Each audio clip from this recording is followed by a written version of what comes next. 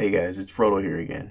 Today I'm going to be reading a story from r/letsnotmeet, which is a place to read true stories about people you never want to meet again. Beware if you're easily frightened. This one is kind of a little bit scary. It's not really though. It's just kind of creepy. But yeah, let's get right into it. Hotels are pretty safe to hook up in, right? I'm a young gay man in my 20s with a high sex drive. As such, I frequent Grindr, Scruff, etc., looking for opportunities to, get fucked in the ass. I have a thing for older men too. I don't really care how old, as long as they don't look like my grandpa. I live in a big city, but even so, Grindr and Scruff can be pretty dry some days. A lot of the guys I'm into aren't attracted to me because I'm a lot younger. I'm also not white or muscly, so I don't get an abundance of attention on those apps in general. On those dry days, the wise thing to do would be to nut quietly by myself and go to sleep peacefully. But like any other 20-something man, sometimes my second head takes over and decides that sex tonight is a life necessity. I don't always meet someone in public first, but I'm pretty good at hooking up safe. I have a checklist of things that I will send one of my best friends every time I'm meeting someone. A screenshot of the online profile, all face pictures they gave me, their first name, their phone number if I have it, social media profiles if I have them, and where we're meeting. I'll text them regular updates when I'm on the way over, when I've made it over, and whether or not the guy is the guy in the pictures. If we ever move locations, I text them an exact address, apartment, or room number immediately, or turn my location sharing on. Once it looks like the dirty is about to start, I'll let them know a time by which I'll text them that I'm safe. And my friends are pretty awesome, so they look out for me. One thing to note, if a guy offers me a drink while I'm with them, I make sure it's in a sealed can or bottle, or they let me watch while they pour. Most people are actually very conscious and deliberate about this nowadays. It's pretty nice.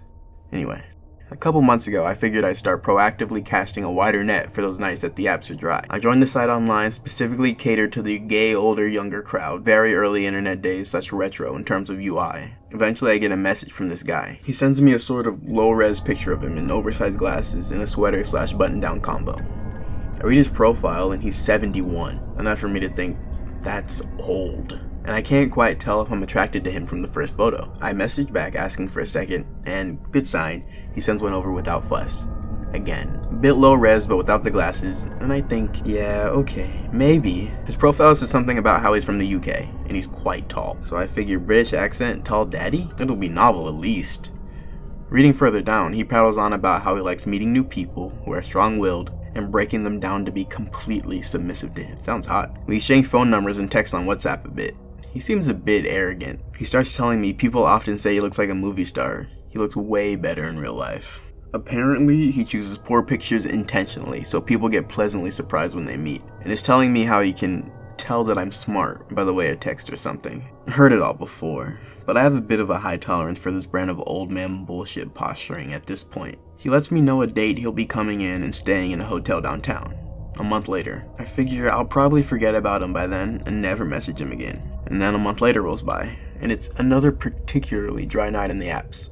I'm having a need sex now night, and I remember that guy I was talking to from that site. I hit him up on WhatsApp. Sure enough, he's in town and tells me where he's staying. I tell him I'll be there in an hour. You disease free? He takes a while to respond. Eventually, he says he is squeaky clean. We'll talk about it when you get here.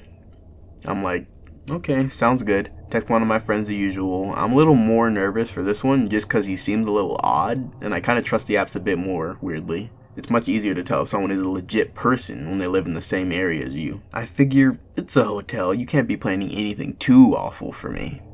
I show up to the hotel where he's standing in the lobby, and lo and behold, he looks exactly like his pictures, just much less happy and a bit more droopy. His shoulders hunch almost halfway up his neck. His torso is bent back at the waist a bit too much. He almost looks like he's imitating a confident cartoon character. But he is quite tall. He has a foot on me. I say hi. 2 words to describe the way he came across: preoccupied and calculating. His eyes seemed to shift everywhere constantly, and when they landed on mine, they were freakishly piercing. I don't remember if he said hi back, but the first thing he starts talking about is how that family over to the right is hiding some great unhappiness and will never be happy with themselves. I ask, why do you say that? He says it's because they are giving so much attention to the kid and aren't talking to each other. I look over. Looks like a regular sister, little brother, and mom tired from the day of vacationing, waiting for their dad to finish up sorting something out at reception. By the way, he has a strong American accent. Bummer. We walk to the elevators. The second thing he says to me is that I breathe from my lungs when I sleep, and I don't let my breath drop into my belly. I have some classical training as a performer, So I have a pretty decent understanding of basic functions like that. Decent enough to try to forward the conversation with the absent-minded reply, "No." I breathe low. Eyes lock on mine. A brief pause. Only a subtle change in tone. You wanna know how I know that? I look at the way your lower jaw rests now. It kind of has this unsightly protrusion from the bottom of the skull where it should be resting. That probably happens overnight, when you start breathing from your chest, which makes that fat tongue of yours press up against your bottom teeth and deforms it. No, I'm pretty sure I breathe low when I sleep. Okay, no need to get defensive. I'm happy to be proven wrong. I've never experienced this level of agitation from anyone within the first 2 minutes of meeting them. I have been in emotionally manipulative relationships before, so the feeling was familiar and weirdly intense for a first meeting. My brain kind of goes on autopilot, hookup mode, and I figure maybe it'll be okay once we stop talking. He continues posturing as we ride up the elevator. He loves psychology and predicting how humans act apparently. We get off on his floor and approach his room. I quickly fire off the suite number, plus he's a little odd, and a text to my friend. As he taps his key card, he glances at me over his shoulder. "You don't need to text someone my room number, you know." Okay, well, I just did. I'm a very trustworthy person. You have to trust me. Okay, I just do that with everyone I meet. The room is fairly normal. Nothing too weird. His stuff is piled in a corner a bit haphazardly. Bed is made, lights are all on, a normal hotel room. I see an open wine bottle on the desk. A glass of Coke and a glass of white wine are pre-poured. I take off my jacket and sit on the edge of the bed. He sits on the desk chair and starts quizzing me. "Do you do this a lot? You asked if I was disease-free. What are you expecting to happen here?" Because I am a squeaky clean guy. I don't have sex with people unless I am in a relationship with them. The reason I ask is people who do this a lot tend to be quite dirty and slutty, and eventually it catches up to them. Listen, I can tell you're a smart guy. I can tell you're a strong-willed person. What I really like is when a strong-willed person like you becomes completely submissive to me. I like breaking them. At this point I realize he's not going to stop talking, and I feel like it might be a good idea to leave before having my pants down around him. But I feel frozen, on the verge of tears even. He's making me feel small, like a child. I see him smile a little. He likes it. I am sufficiently creeped out. Look, I don't really think we're a match here, so I'm gonna go. Okay, you're feeling unsafe? No, I'm not. I just don't think we're on the same page. Let me know what I can do to make you feel safe. How about you have a drink? No thanks.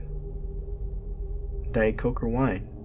I look at the pre-poured drinks on the desk. I get a gut feeling that I should not drink them. I stand up. No, I'm really fine. Thank you. I quickly get my jacket on and jump into a polite, "Nice to meet you. Take care. Bye."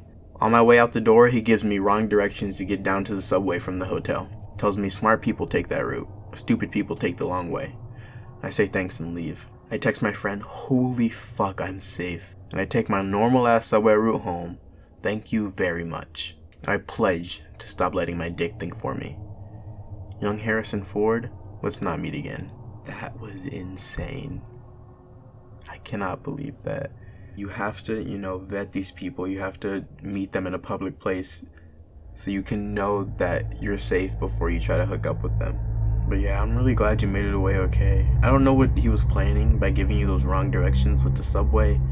I feel like this guy, yeah, he's very calculated. It's very good that you were so safe with how you did it, texting your friend room numbers, making sure everything, went to plan, and if anything happened that you could have people there. Anyway, guys, just one story today because that was pretty long.